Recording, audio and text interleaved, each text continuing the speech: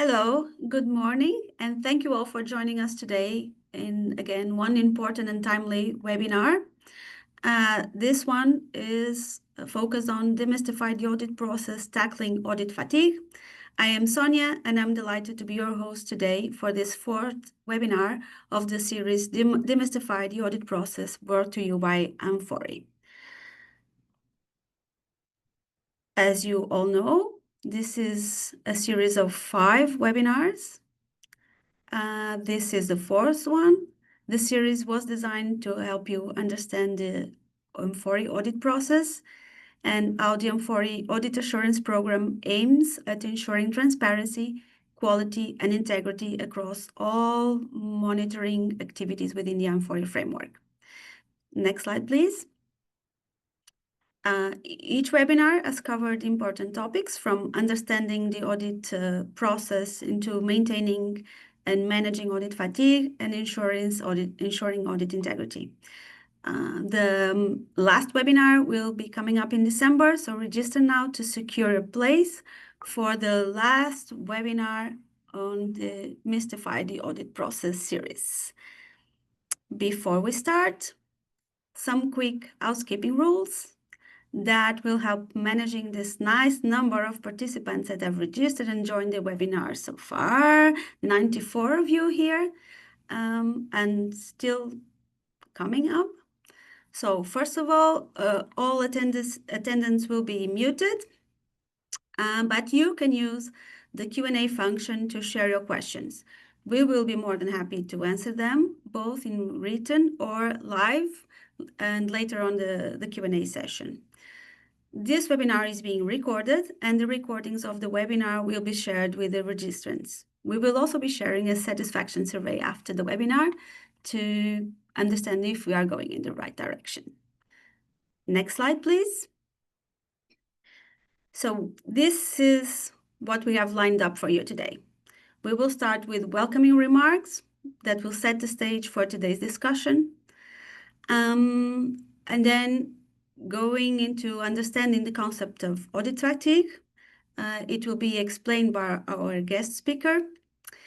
And how next stage will be explaining how amfori tools can help you to tackle the audit fatigue, focusing on the RSP concept and the AAP. So we encourage you to stay engaged throughout the session.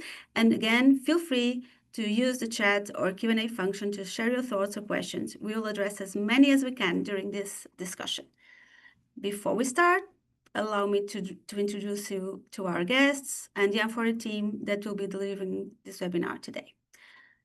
Myself and Marie will be hosting the session today. Linda Kromjong, amfori President, Joseph Fostnjak, the Director of IT of Trade Center, Jonathan Torngren, the Sustainability Expert at amfori, will be the key speakers for today. And as usually, behind the scenes, we'll have Sevan Chimen and Bethany Dixon-Cave, amfori auditing experts. So thank you so much. And now I give the floor to Linda. Good morning. Yes, good morning, everyone. And thank you very much, Sonia, for the introduction. And as Sonia said, indeed, the number of participants is still growing. So, if you join a bit later, no worries, the webinar will be recorded. Just some welcome remarks. Why are we talking about audit fatigue and why is that important to you? Well, it's very simple. It's important for both buyers and suppliers because we don't want to waste our money. We also don't want to waste our resources here. So everything that we can do to avoid duplication of work, I think that's what we should aim for, within, say, the framework of where we work in. And if I just can go one step back, and I'm not a historian, but when amfori started with amfori BCI in 2003, that was really all about sharing is caring. It's about collaboration here. It's about members who share resources, who want to avoid duplication in having one audit for a supplier and not multiple ones. And if I can just share with you some of the numbers here, and I know we'll be repeated, but for me, it's always really very much telling what is that we contribute to as amfori. is that on average we have 40,000 audits a year. We have 4 suppliers, an average linked to 1 member. So therefore it also means there's 120,000 audits a year that we save, that we don't do because we share. So again, sharing is caring is something that really adds value. But that's not the only thing. There is more in the ecosystem that really also comes back to that concept of sharing is caring and trying to avoid duplication. And that, say, where buyers take a decision that they accept multiple schemes, and therefore also try to reduce the burden with suppliers and not take their time and not add to their cost. And why is that relevant and important? Just to state the obvious, it is relevant and important because you can spend your money only once and you want to spend it on the right things. So rather than spending it on audits alone, we should also spend our money in really remediating the issues and in order to reduce the risks there for for the companies as well as for the workers in there. I think that has set the scene well enough why this is a relevant topic to address. There's always room for improvement in this one, and therefore I think it's really also timely here to have, the perspective of the International Trade Center represented by Joe, who's going to lead us in that direction about what, the definition of audit fatigue and how to address it is relevant. So thank you very much. I hope you have an interesting webinar, and handing over to Joe now.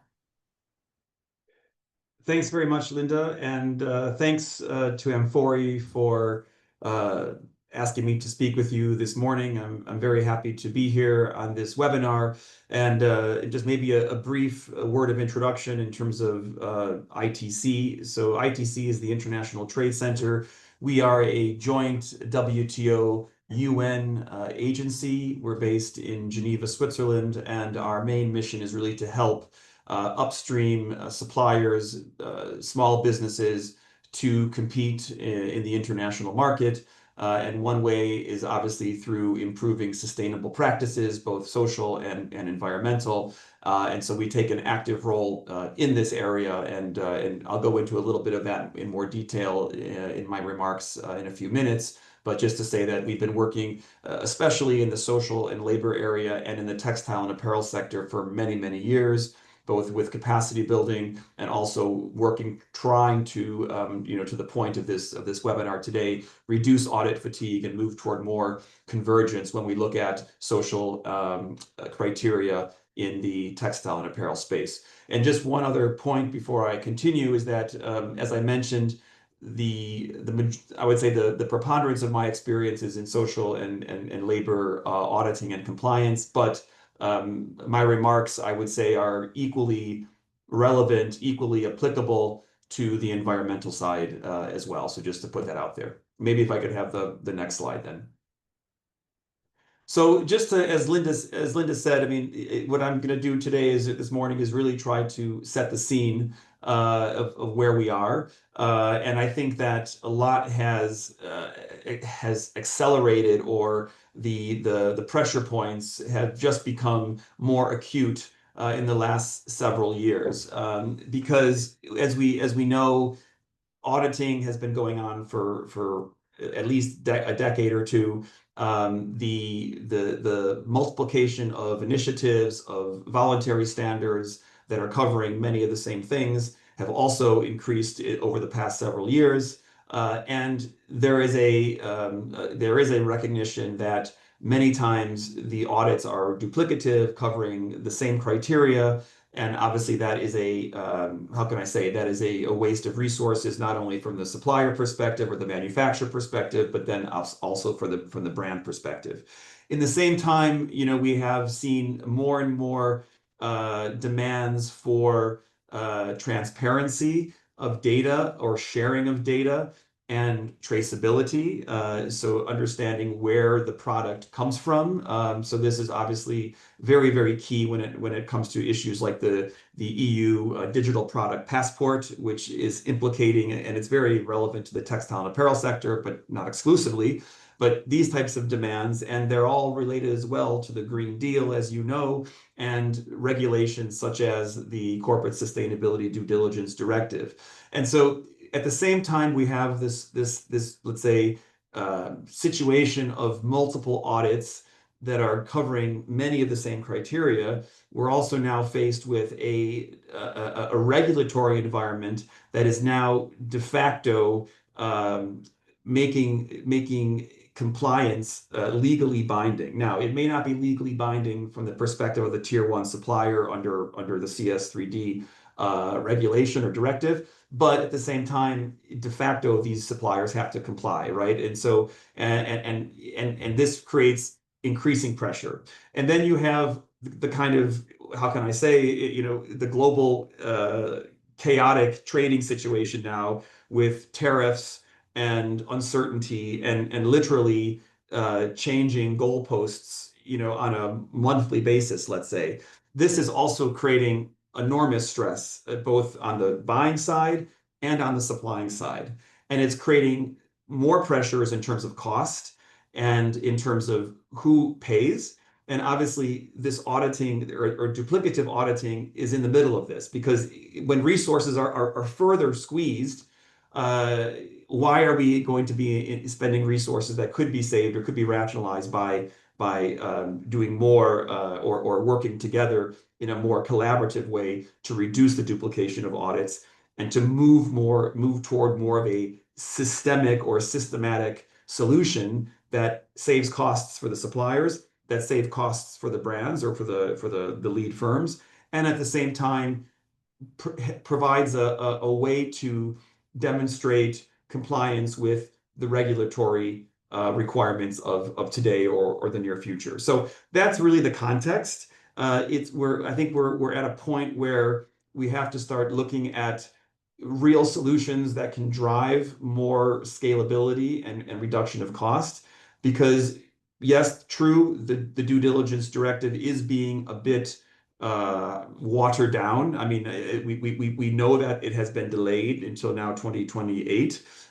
We know that the number or the magnitude in terms of the number of employees and the turnover on the company side has increased, but at the same time, I don't think that realistically companies are going to pull back from their policies in terms of due diligence and their policies in terms of social and environmental compliance. I think that will continue, but at the same time, it will continue in a context of increasingly squeezed margins and uncertainty, at least for the near term. Next slide, please. So what does audit fatigue mean? In reality, I think it's combined of several different components. First and foremost, at ITC, we know from our work on standards that there is a lack of consensus on different approaches when it comes to sustainability standards. We have at least 365 right now in the standards map database.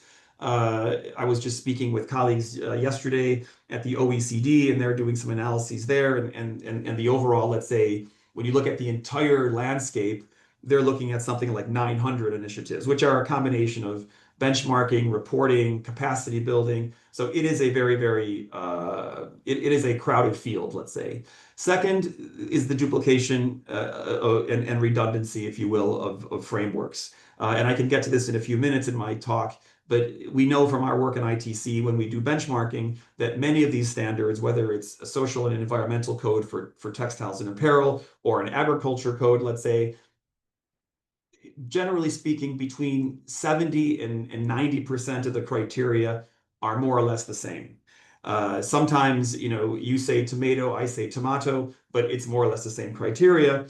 What's different is the means of implementation or the means of verification, whether or not it is a standard, a standard for certification, or a standard or a code of conduct, an audit code of conduct, or, for example, an initiative which is a self-assessment. But there's also, let's say, lack of agreement in terms of how the standards are then implemented and the rigor of that process. So there are I would say, disagreements on implementation frameworks. Then again, there's also issues in terms of the frequency of audits, the complexity of the audits, how the audits are actually conducted. Are they surprise audits, or are they already let's say advertised audits? Can the facility select their own auditor, or is the auditor selected by the multi-stakeholder initiative or the brand? So there are, again, these are very, let's say, technical points, but they're important because obviously there are legitimate disagreements whether or not a facility should be able to choose their own auditor. And then also is conflicts of interests, in terms of are the auditors and the brands, for example, or the MSIs, are they arm's length? Are they selected in a competitive fashion? And then we also have, I would say, the issue of results. Because if there's one facility and they're being audited by, let's say, 3 different auditing firms, often we've seen there are different results. Each auditing firm has the results are not consistent. And that brings into question the entire system, because if you have 3 different auditors auditing the same facility and they're having different results, what does that mean? What does that tell you? How can we drive more consistency? So there are issues there. And then one final point is how do you make this data transparent? How do you make this data open or usable for remediation efforts? Because it's one thing to audit and to get the results, but then what's the next step?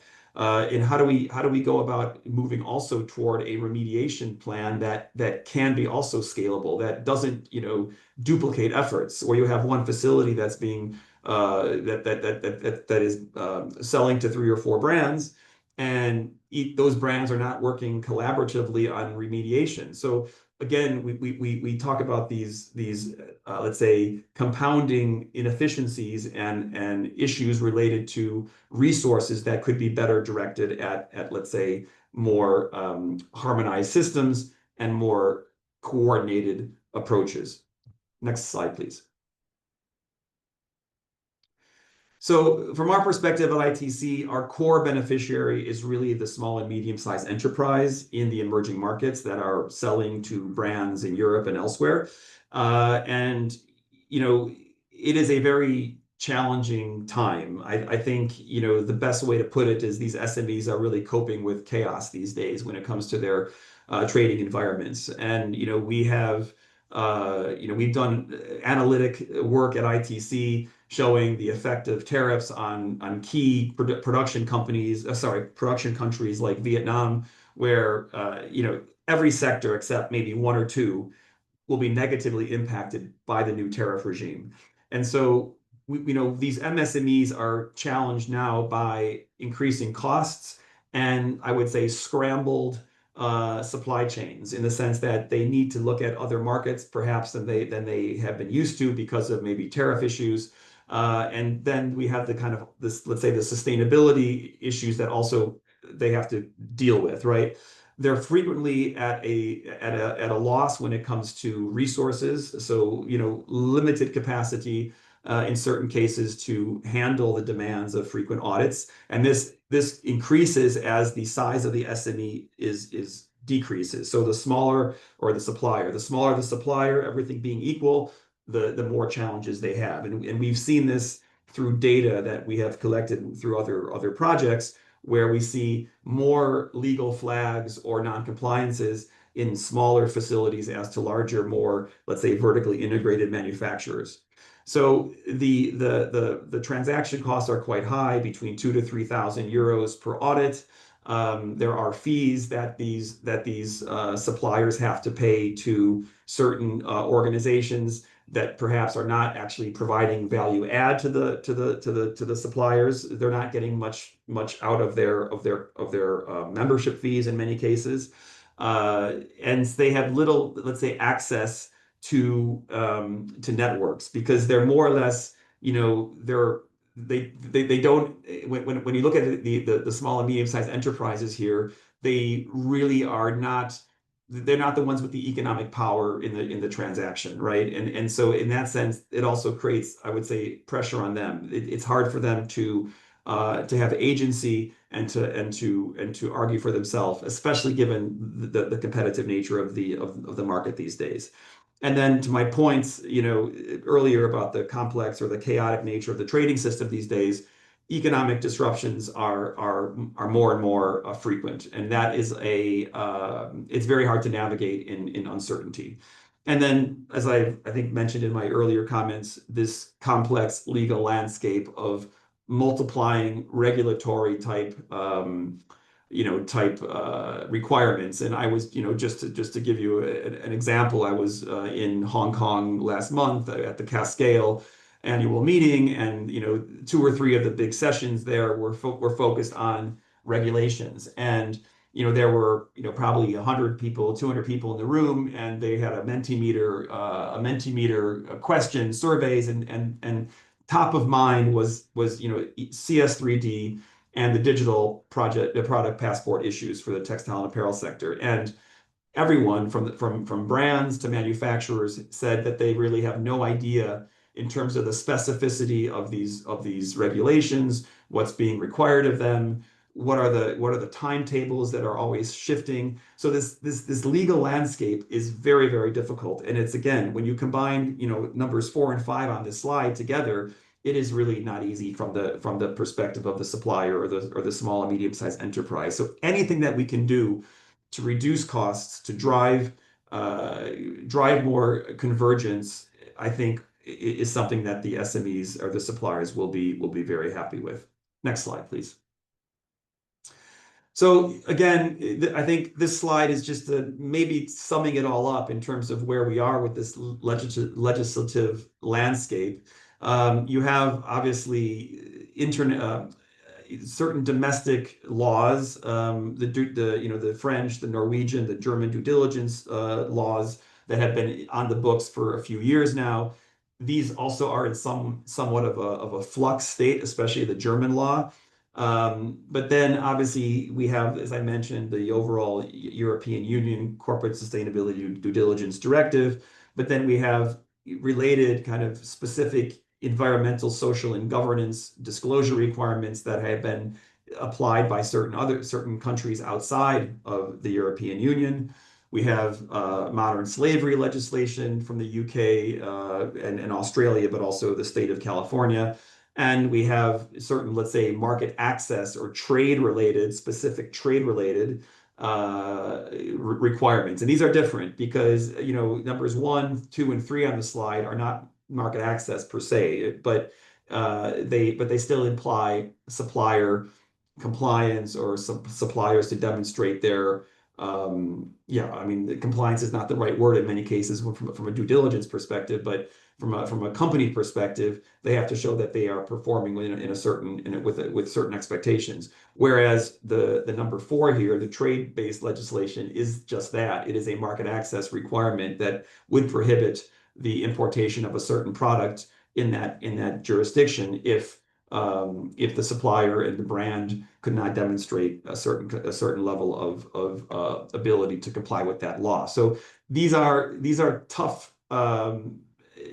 legal requirements in many cases. They're complex, and again, we find that the smaller the supplier, the more difficult they have in terms of legal teams and the like to navigate these, to understand them, and also to understand, again, the overlaps. I mean, among these 4 different types of initiatives, what are the commonalities? So if you're performing or you're implementing certain social and environmental practices, how do they align or not with what is required based on the legislation? That's also a mapping exercise and a benchmarking exercise that is important, but yet from the let's say the legislator point of view or the competent authority in these countries, often the signals and the guidance is not clear. So it still puts the brands and the manufacturers in a very, very, let's say, difficult position to understand exactly if what they're doing currently is going to be satisfactory from the legal perspective.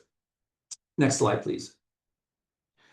In terms of, let's say, the social due diligence process, but I could mention, as I said at the beginning of my remarks, to caveat that this also can apply to the environmental side. So it's not just exclusively It's not exclusively a social issue. We're looking, at these issues, and it's really this kind of, due diligence process about continual improvement, putting together internal management systems and codes of conduct in the companies, not only the brand, but also the buyer, sorry, the seller, transparency of data, and then a commitment to remediation. And again, here I think the due diligence is really important. And when it comes back to the cost issue, having the brand implicated in remediation is key, and having the brand provide resources, both financial and in kind, are important. And insofar as organizations like Amfori can drive convergence and drive collective efforts to work on these areas, that obviously is super important, because it again reduces the cost to the supplier and it improves outcomes, because you're really moving in the same way. You're leveraging a code of conduct like BSCI to understand exactly from the same apples to apples perspective, here are the issues that need to be remediated, and here's the approach that we can do that. And then it finally, obviously, is involved with worker feedback, giving worker voice through whistleblowing and other, let's say, communication avenues. And then also, again, as I mentioned, there are, it's not an equal playing field here. So giving, offering better buying practices for the SMEs, for the suppliers, and doing this through a kind of a perspective of a multi-stakeholder initiative is good, because while you're driving convergence on audits, you're then driving convergence on everything else that flows from that, whether it's remediation, but also whether it's buying practices, whether it's leveraging the data from a successful audit to perhaps drive down lower interest rates that the supplier can use when maybe accessing capital from private banks, et cetera. There's a lot that can flow, or can, how can I say, spring from converged or more harmonized auditing and codes of conduct and practices. Because if you have a whole industry group and group of sectors behind a certain initiative, that lowers risk, but it also gives more, how can I say, it gives financiers, banks, commercial banks, other business partners in the supply chain more confidence that these suppliers are able to pay back loans, and are more credit worthy, and have a track record, if you will, that allows for more success in other, let's say, business areas. Next slide, please. So just to kind of wrap up in a few minutes here, one area that ITC is really very much focused on is essentially supporting convergence through benchmarking. And so many of you know that we have this standards map website, and behind the website is a very, very comprehensive database of voluntary standards, international codes of conduct, OECD, RBC guidelines, numbering, I think I mentioned 365 at the beginning of my remarks. So we have been leveraging that database to provide benchmarking services for pre-competitive industry associations. We are working with multilateral development banks like the EBRD in London. We are working with the OECD on their alignment assessment processes with MSIs. We're working with the GIZ on the green button, and many other, let's say, examples that I could give.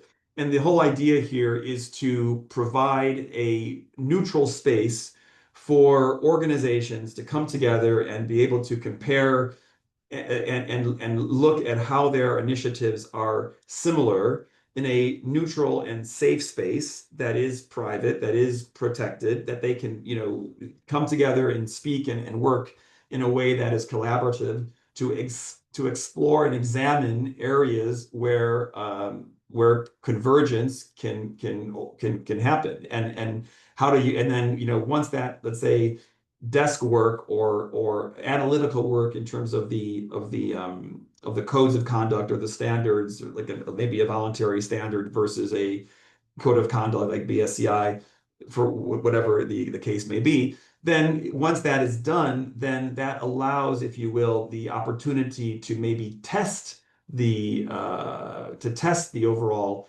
benchmarking in a real world situation through a audit process or what have you.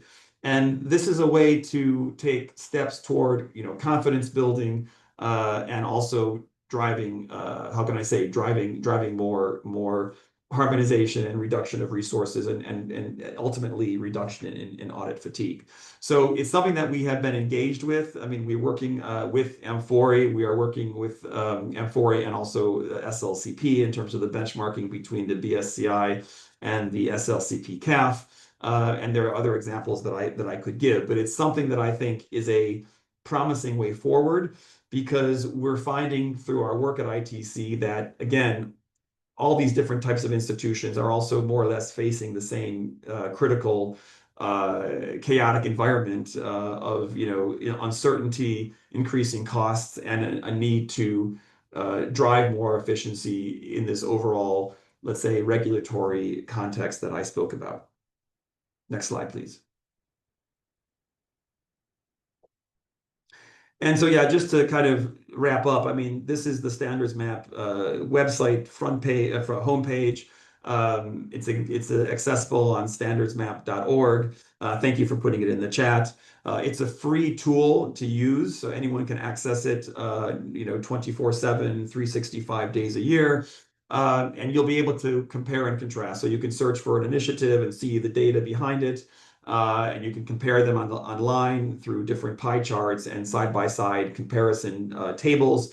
If you're interested in working vis-a-vis a benchmarking perspective, that is another exercise which is done really offline through Excel tools that we have developed, but that we can discuss later. But this is a tool for everyone to use, not only at the let's say the downstream or the brand level, but also at the supplier level. So we do also put together through different funding projects with donors, capacity building projects that help MSME suppliers understand their compliance to not only these standards, but also regulatory requirements such as responsible business conduct, and also the approaching due diligence type requirements from the Commission. So I think that's my last slide, I believe, but I think I'll leave it there, and maybe we have the Q&A at the end, I believe, Sonia. But thanks very much for the opportunity to speak with you this morning. Thank you so much, Joe, for your insightful presentation. Indeed, we will have a Q&A session by the end, but meanwhile, you can still leave your questions there so that we can take a look at them, and then reply whatever we can in advance. So now that the definition of audit fatigue and what it means for business is very, very clear, it's time to explain what is there in the amfori's DNA that can help businesses to reduce the audit fatigue. Let's start with the responsible sourcing partner concept that will be presented to you by our colleague, Jonathan. Thank you, Sonia. So indeed, we're going to talk today about the RSP concept and how it helps reduce audit fatigue. And if we move to the next slide, I think maybe we should start with a brief explanation of what it is. And before we even get to the RSP concept, we should probably point out that on our sustainability platform, we allow our members to link to their suppliers. And so let's say that's the first step in the whole supply chain mapping exercise, is to link to suppliers on the platform. And yeah, just to be clear, a member can be linked to several suppliers, and also vice versa. A supplier can be linked to several amfori members.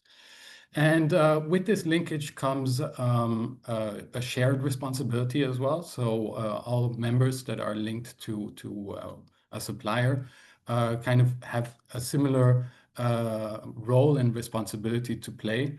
Obviously, this might differ in terms of leverage based on the relationship that you have with this supplier. Is it an existing one? Is it a new one? Do you place big orders or smaller ones? But at the core of it, everybody kind of shares the same responsibility.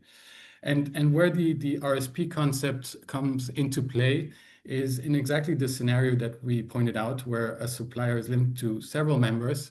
Only one member can, what we call, take the RSP, and that basically entails that they are the only actor that can request audits on the platform. So meaning that this avoids the risk that a supplier is audited several times during the year for a BSCI or BPI audit, as this would lead to duplication and obviously increased costs and not necessarily lead to more efficient and effective outcomes. So that's really the key of the RSP concept is to ensure that the number of audits are manageable and happen at regular intervals. And then obviously beyond that, there's an important role for collaboration on our platform. And maybe the best example to talk about is what we refer to as our zero tolerance protocol. So this is where we have severe violations that come up in an audit, and it can trigger a collective remediation process where all the linked members are invited to contribute to the improvement of the working conditions at a specific supplier. So that gives you a little bit of the background of what the RSP concept is. But yeah, maybe we should also explain why we work with this concept. And I already alluded to it. Basically, what it ensures is that it's one audit at a time requested by one member, but that is then shared with all the other members that are linked to the supplier. So in essence, one audit request, but several people can read the audit report. And so thus, we avoid multiple audits per year, but we still ensure that audit results are readily available to amfori members, and that there is continuity in the business relationships on the platform, but also beyond. And also very importantly, that there is a drive towards continuous improvement. So that kind of covers our why, and then maybe we can move into the more technical side on how this actually works. And as I mentioned, we as members link to several business partners on the platform, and these are then our suppliers, and this is a supplier network that is then shared amongst several members. And I already talked about the leverage that gives you, that helps you drive continuous improvement, drive remediation, and mitigation. So it really is both efficient and effective, and that's really the goal of having this multiplier effect of several members being able to see the same audit results, come to the same conclusions, and make similar recommendations when it comes to improvement. And also what is important is, by having several members linked to one supplier, is that there's always one that can take up the RSP and request audits, making sure that they don't expire, because having a valid audit report is also something that is of importance to suppliers, as can be a criteria for their buyers. So in essence, we really want to use this RSP concept to reduce audit fatigue, but ensure that audits happen on a frequent basis, but not too frequent. So I think we can then move on to the next slide, which gives you a little bit an overview of how this translates into numbers. And here I think one of the key metrics that we wanted to highlight is that on average, a supplier on our sustainability platform is linked to 4 members. And that obviously then reduces the potential for audit requests by a factor of 4. And that's kind of taking the average as an example. But we also have outliers out there. In one case, we have a supplier that's linked to 89 amfori members. And this supplier has been in the past 4 years, or however far back I looked at the numbers, only been audited once per year, but 89 members benefit from the access to the audit report. And so one audit request per year, but probably 89 members that are reading through the audit report. And I think, yes, that might be a bit of an extreme example, but nevertheless one that's very telling, and why this RSP concept is really important for us.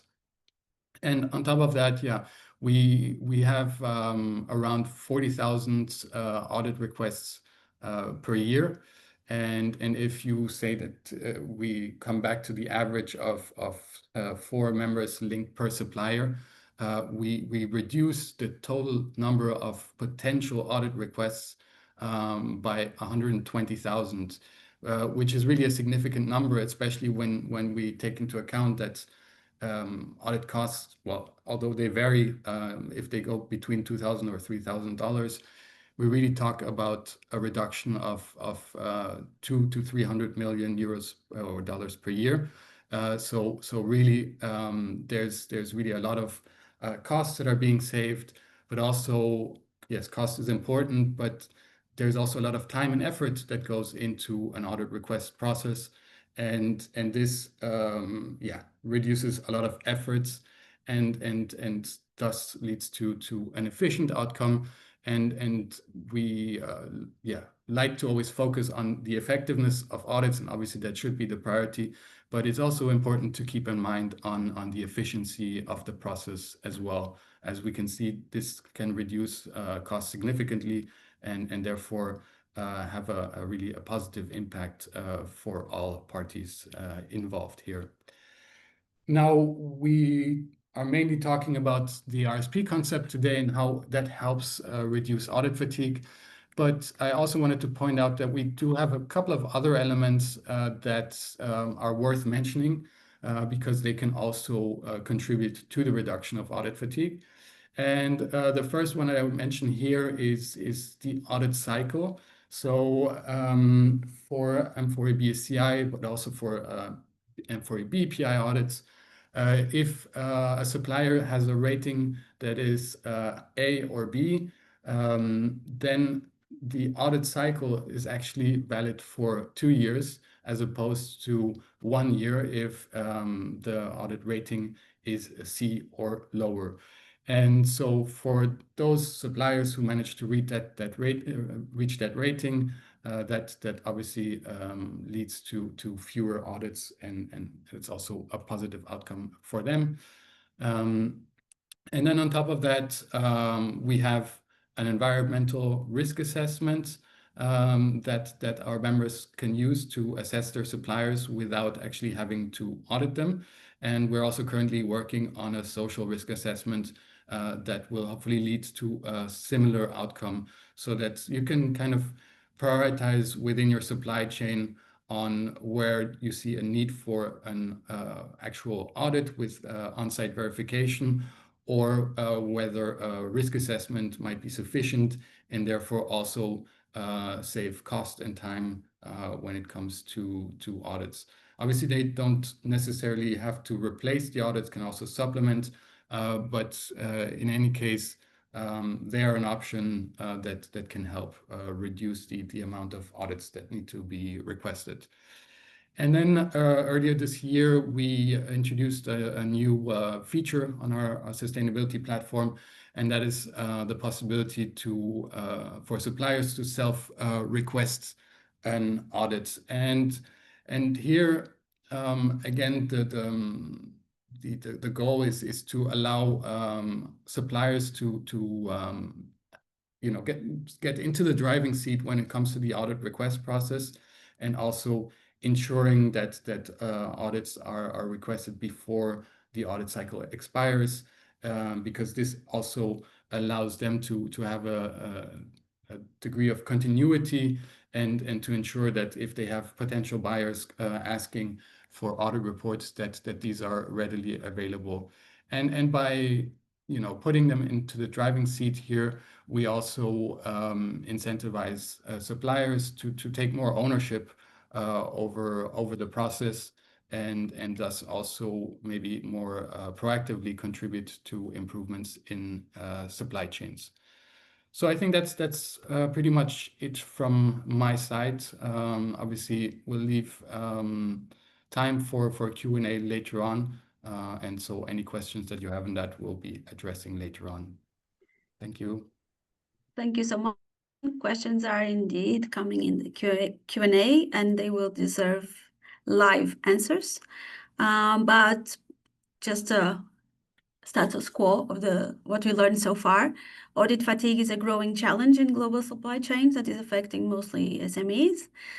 Suppliers often face overlapping, redundant audit from multiple buyers, leading to resource strains, confusion, and somehow to disengagement with the improvement process. amfori recognizes this issue and has developed a strategic response that defines their DNA, starting with the RSP concept, the audit cycle definition, the risk assessment tools, and the self-requested audits. And those are reinforced through the Audit Assurance Programme. Next slide, please. So as I was saying, the Audit Assurance Programme is an amfori strategic response, and it's designed to streamline, harmonize, and enhance the audit process across social and environmental dimensions. Next slide, please. It's an overarching framework for ensuring, in one hand, technical adherence to amfori's requirements, and on the other hand, ethical conduct among stakeholders. So it aims to ensure that our monitoring activities are reliable, credible, transparent. And so the Audit Assurance Programme is essential for maintaining the trust in the integrity of our operations and protecting stakeholders' interests, such as yourselves. Important to say here that in previous years, the assurance program scope would have included only amfori BSCI audits, but now it does cover also amfori BPI audits too. So the Audit Assurance Programme, next slide please, focuses on two essential pillars: audit quality, that ensures that the audits are conducted consistently and credibly aligned with the professional standards, and the other pillar, audit integrity, that promotes transparency, objectivity, and trust in the audit outcomes. How does this tackle audit fatigue? Well, raising credibility and trust is our main goal, but it also has additional key features that help to tackle this issue. One of them is the harmonization of standards. So not only amfori BSCI and BPI audits are integrated under one only assurance framework, but also we work in the direction of alignment between the two frameworks. Only qualified monitoring partners can execute amfori audits. For social pillar, only APSCA certified auditors are accepted, which also ensures high quality and consistent assessments. All our data is stored in the amfori Sustainability Platform, a centralized data platform that enables our members to access ESG data in one place, reducing also redundant requests. And we do also have continuous improvement tools to provide actionable insights for long-term improvements. So next slide, please. On top of it, the Audit Assurance Programme is a collaborative program, and therefore it does have a real-world impact. So suppliers experience fewer audits with overlapping scores. The buyers, they gain more reliable data with less disruption to operations. We foster collaboration. So we work with all the stakeholders, members, APSCA, auditing companies, towards a constructive dialogue to improve our frameworks and our tools. And we do have regular meetings with our auditors to calibrate their work on the ground, so that you can use and you can be delivered with more reliable and consistent audit results.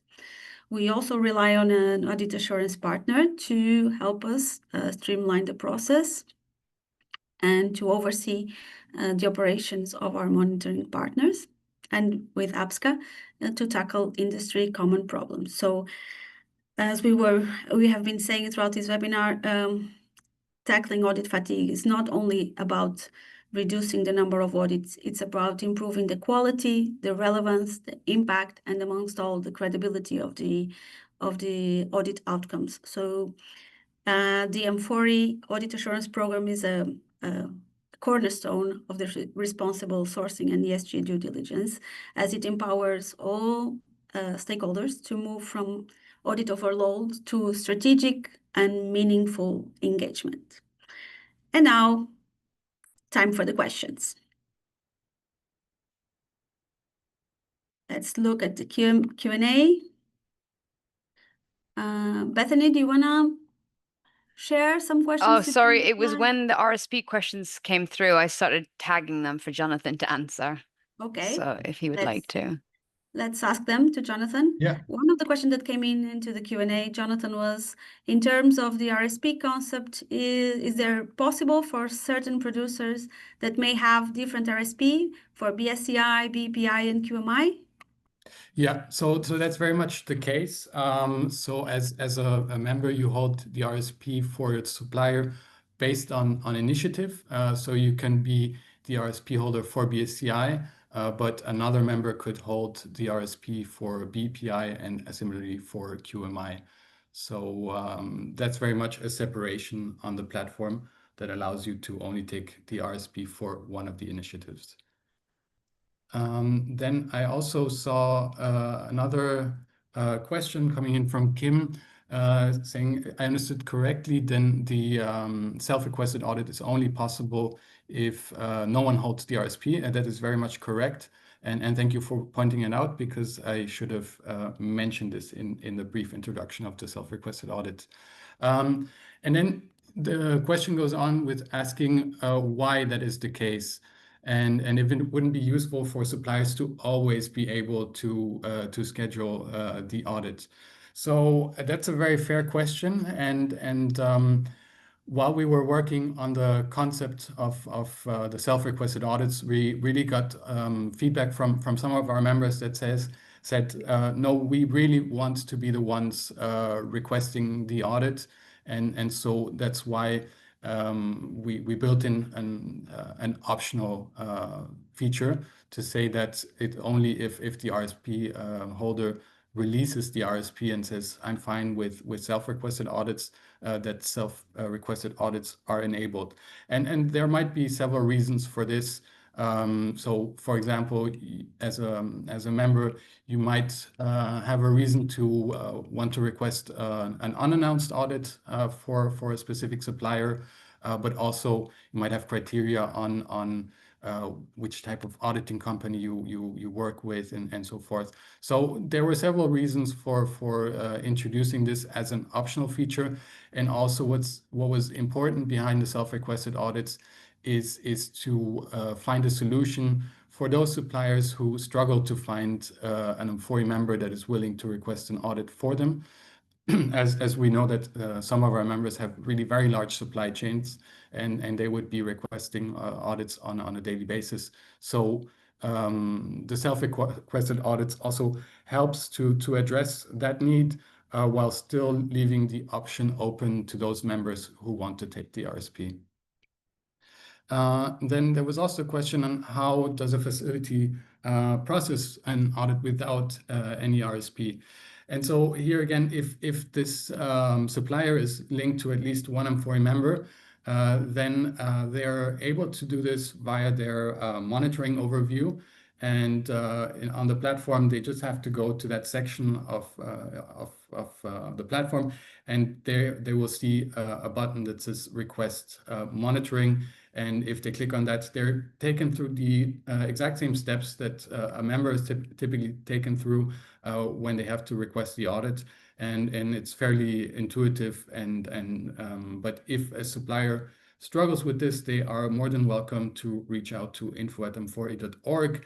Our colleagues can then take you through the relevant steps for this self-requested audit process.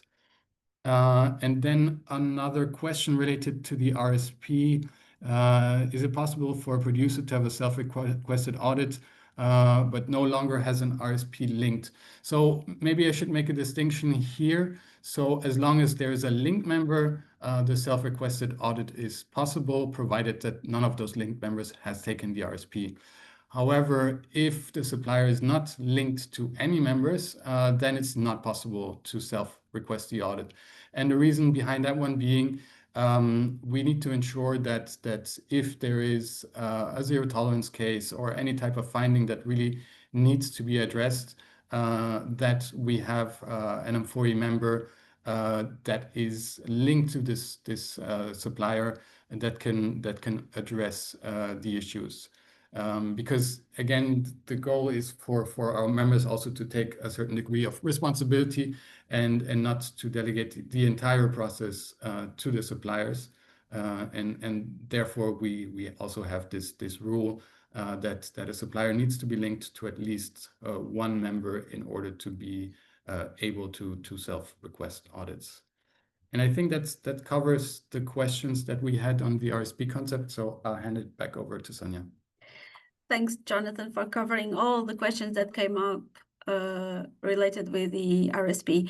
There is another one related with audit result sharing. And the question is, what type of data would this entail? Only whether an organization has passed an audit, or whether what else will be shared and with whom? Okay, to start, when we mention audit results sharing, we do share within amfori's environment. So members can see the results, the audit results, except a few data points that might contain confidential information. But besides that, the members can have access to this. So people outside amfori environment, organizations outside amfori's environment are not available to see the audit results. Regarding organizations passing audits or not, this is a very good question because we do not have a pass-fail result. What we do have instead is 5 possible gradings, A to E, and those gradings affect differently the audit cycle and the actions to be taken afterwards, not necessarily the pass-fail. Pass-fail rate is something that then our members can define themselves for their own suppliers, but not part of the amfori framework. So that's what's shared. So related with the audit results. So if there is any further question, feel free to put it in the Q&A.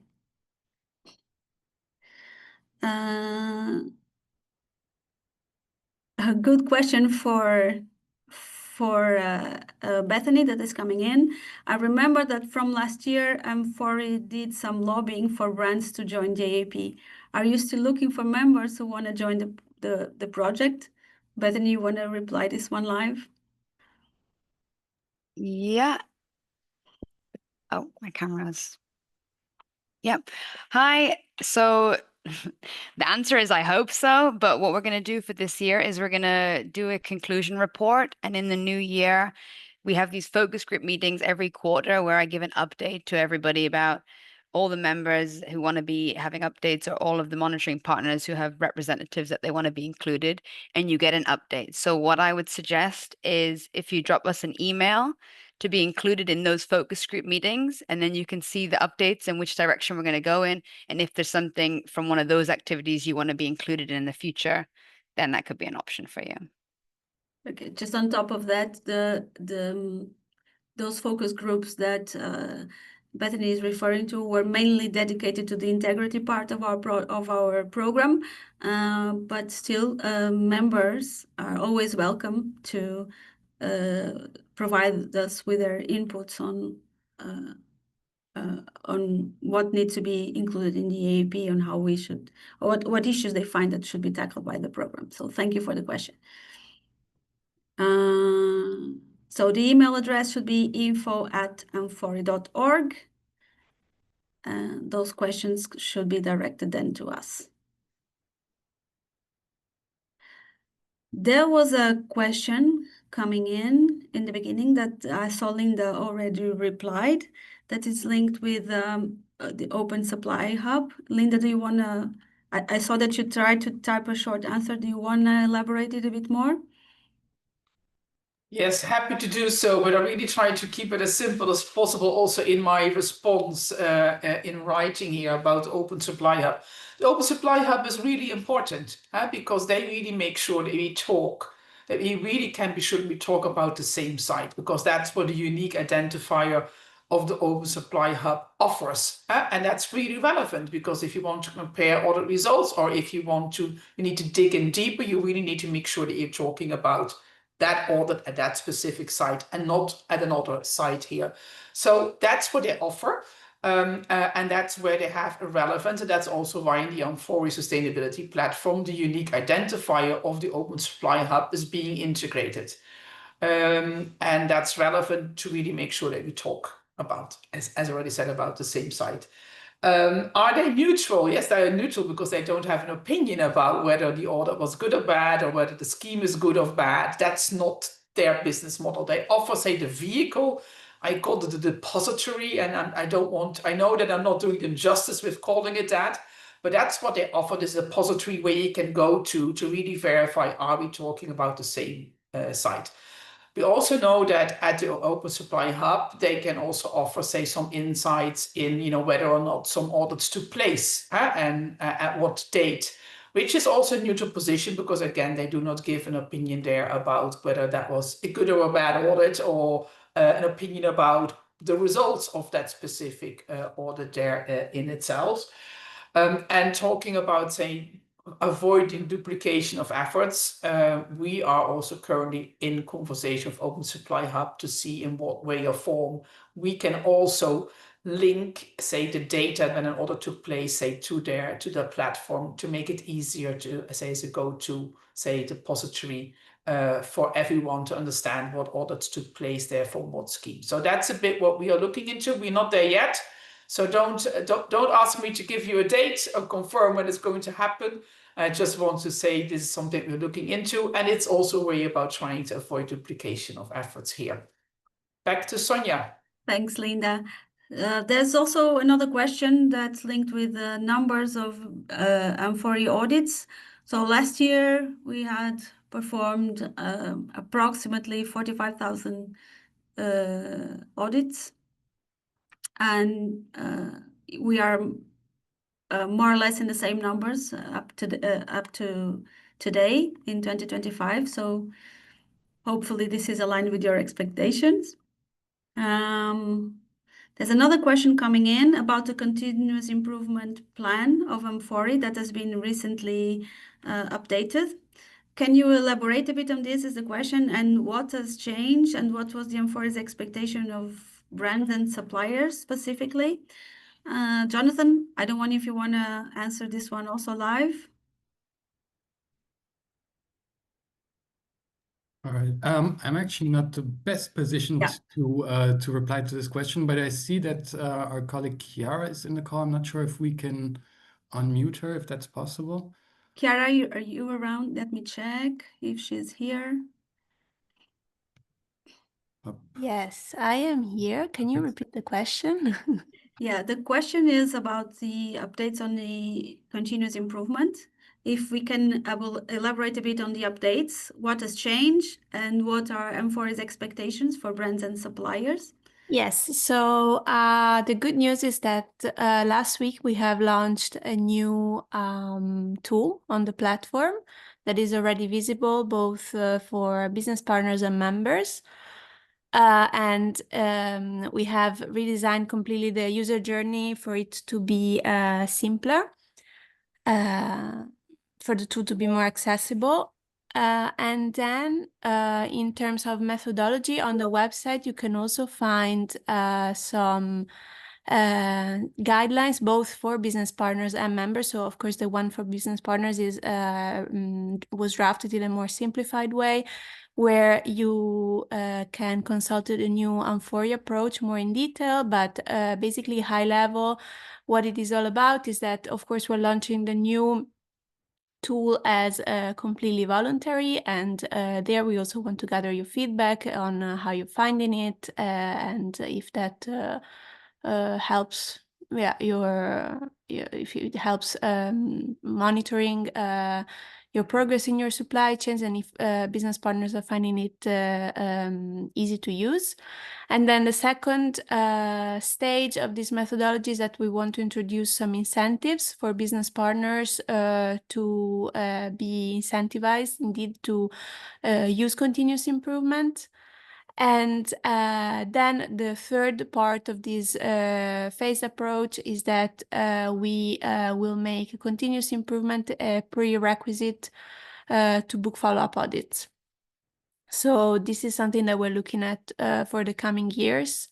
But yeah, we'll keep you posted on our planning. And indeed, as mentioned, you can find guides for members and business partners on our website that will explain the new approach more in detail. And I can perhaps share the links on the chat as well. Thank you so much, Chiara. Thank you. Okay. I can see that no more questions are coming up in the Q&A. So I would kindly... Oh, yes, another one to come. Okay, so we will reply to that one afterwards, because it's a long one and it's kind of out of the scope of this webinar. So I kindly invite Linda for her closing remarks for this webinar.